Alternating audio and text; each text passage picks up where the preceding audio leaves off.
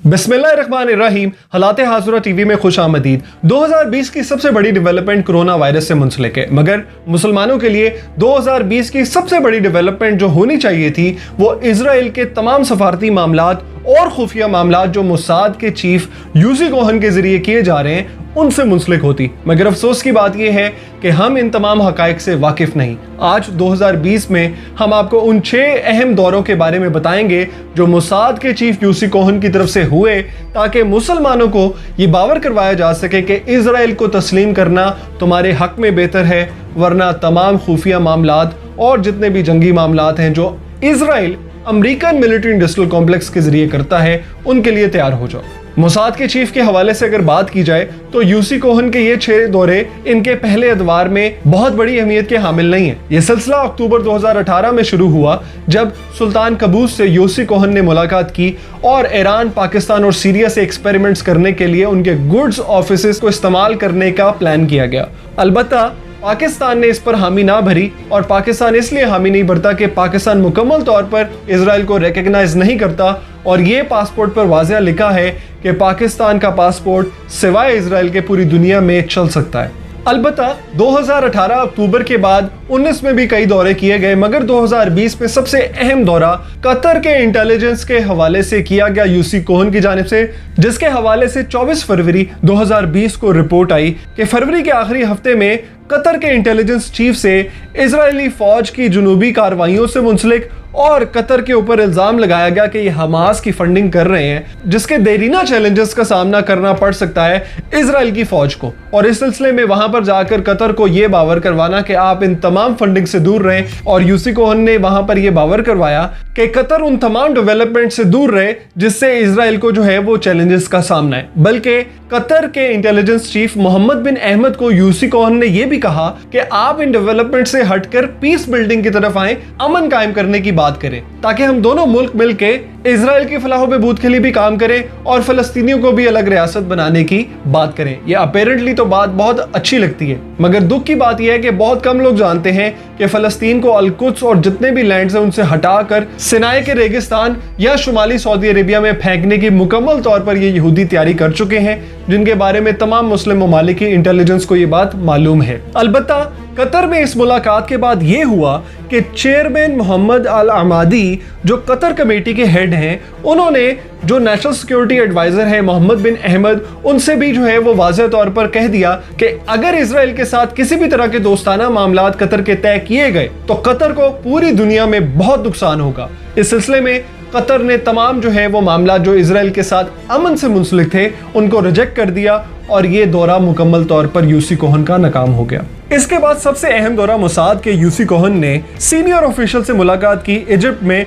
जो मुलाकात मई के आखिरी हफ्ते 2020 में हुई। इस सिलसिले में अल अरबी अल जदीद ने भी रिपोर्ट करते हुए ये कहा कि इजिप्ट के इंटेलिजेंस चीफ अब्बास कामिल और फॉरेन मिनिस्टर सामे शौकरी ने मुलाकात की और ये बात वाज़िया की इजराइल को कि उन तमाम मामलात में जो डील ऑफ द सेंचुरी में आते हैं जो 2017 में ट्रंप के अंडर की गई, उन पर हम बुरोकार लाते हुए तमाम मावनात आपके साथ जो है पूरे करेंगे। उसकी सबसे बड़ी वजह यह है कि 1978 में कैंप डेविड अकॉर्ड जो हुई, जिसमें इजराइल के प्राइम मिनिस्टर और इजिप्ट के प्रेसिडेंट अनवर सदात ने मुलाकात करते हुए कि हम तमाम मामलात को बहाल कर सकें अरब्स में और इजराइल में। और इसके बाद कई ऐसी डिप्लोमेटिक डेवलपमेंट्स हुई जिसमें इजराइल ने फिर इजिप्ट में बहुत ज्यादा इन्फ्लुएंस करना शुरू कर दिया, और अब ये कहा जाता है कि इजिप्ट के इस वक्त जो हेड है अल सीसी, उनकी मदर भी जो है वो एक यहूदी औरत थी, और वो एक बहुत बड़े पपेट हैं जिसके अंडर हुस्नी मुबारक के बाद इजिप्ट मुकम्मल तौर पे इजराइल के कंट्रोल में आ गया। इससे अगला सबसे अहम दौरा जून में उर्दन में किया गया, और अमान में यूसी कोहन जाकर शाह अब्दुल्ला से मुलाकात करते हैं। इस मुलाकात में ना सिर्फ सदी की डील जिसे डील ऑफ द सेंचुरी कहा जाता है, बल्कि फलस्तीनियों की कुर्बानी पर इजराइल की जो है वो जहारियाना पॉलिसीज, जिसमें वेस्ट बैंक के इलाके में और उन तमाम इलाकों में जो 1967 की वॉर में गैर कानूनी तौर पर जो है वो इजराइल की जानिब से जिन पर कब्जा किया गया, उन पर इजराइल के घर बनाना और वहां पर तमाम यहूदियों को सेटल करने से मुंसलिक भी बात की गई। इस मुलाकात में यूसी कोहन की मुकम्मल कोशिश थी कि शाह अब्दुल्ला को मनाते हुए वो मगरबी किनारे को इल्हाक करने के लिए इजराइल के मंसूबे पर साइन कर दें, और तमाम जितने भी गैर कानूनी तौर पर 1967 की वॉर में इन्होंने हिस्से मुसलमानों से छीने, वहां पर ना सिर्फ ये इस वक्त इजराइल को सेटल भी कर रहे हैं और फलस्तीनियों को जो है वो कत्ले आम में मुलव्विस हैं, वो उर्दन से जो है वो कहकर इस वेस्ट बैंक को लेके एक डील कर लें ताकि इजराइल की जो टेरिटरी है वो एक्सपेंड हो जाए। उसकी सबसे बड़ी वजह यह है कि उर्दन के हवाले से ये डिप्लोमेटिक स्टांस इसलिए बनता है क्योंकि उर्दन की तारीख ये है कि 24 अक्टूबर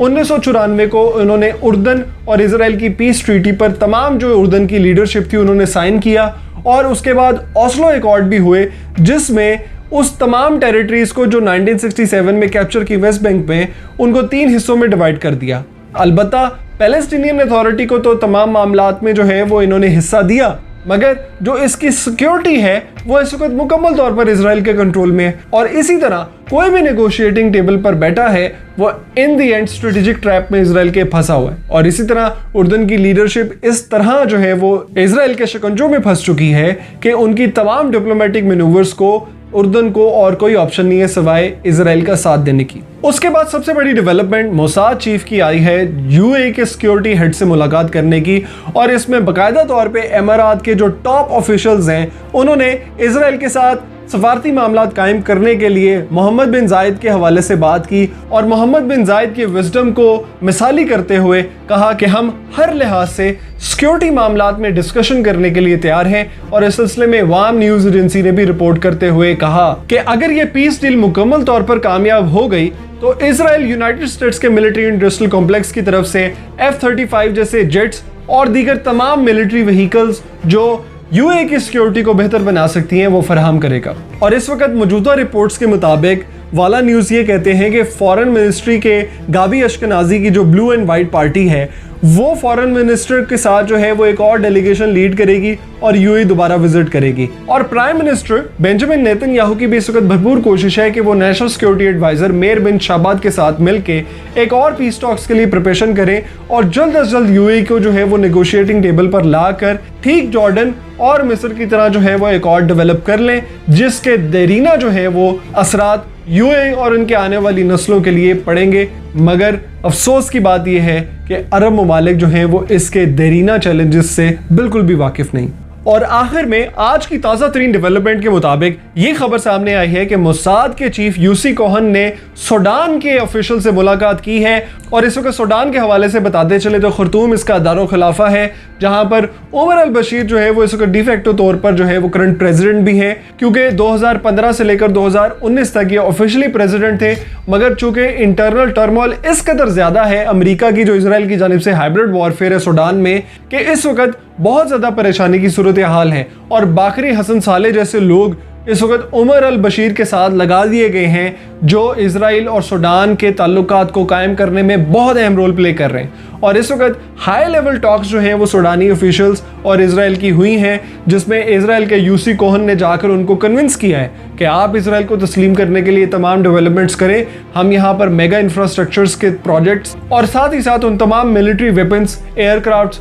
और मुख्तलिफ दीगर जो है वो मिलिट्री इक्विपमेंट्स की मदद करेंगे ताकि हम सूडान की सिक्योरिटी को बेहतर बना सकें। मगर यहाँ पर यह बताना लाजिम व मलजूम होगा कि सूडान के अपने गवर्नमेंट के अंदर इंटर गवर्नमेंट में बहुत ज़्यादा ऐसे ऑफिशियल्स हैं जो इसमें डिवाइडेड हैं कि आया इजराइल के साथ जो है वो ताल्लुकात कायम करने चाहिए या नहीं। सूडान के डिफेंस मिनिस्टर ने मुकम्मल तौर पर इस डेवलपमेंट को रिजेक्ट कर दिया है। अलबत्ता सूडानी के जो फॉरेन मिनिस्टर हैं स्पोक्स पर्सन हैदर बदावी अल सादिक, उन्होंने स्काई न्यूज़ अरेबिया को भी बताते हुए क्लियर कर दिया कि हम मुकम्मल तौर पर तैयार हैं इजराइल के साथ सफारती ताल्लुकात कायम करने के लिए। तो ये एक बहुत बड़ी गेम है जिसमें डिप्लोमेटिक और उसके अलावा स्ट्रेटेजिक मामलात इन्वॉल्व हैं जिनमें अपने एजेंट्स अपने स्टूडेंट्स को ये मुख्तलिफ मुसलमान ममालिक में इंस्टॉल करवाते हैं, चाहे वो USAID के ज़रिए हो, NGOs के ज़रिए हो, और उनको ऐसी पावरफुल पोजीशंस में डिसीजन मेकिंग में इन्वॉल्व कर देते हैं जहां से इनके साथ ताल्लुकात जो है वो बढ़ा के इन नेगोशिएशंस और मिलियंस ऑफ मुस्लिम्स जो हैं उनके साथ धोखाधड़ी कर देते हैं। तो इस वक्त पाकिस्तान को भी जो है वो गौर तलब होना होगा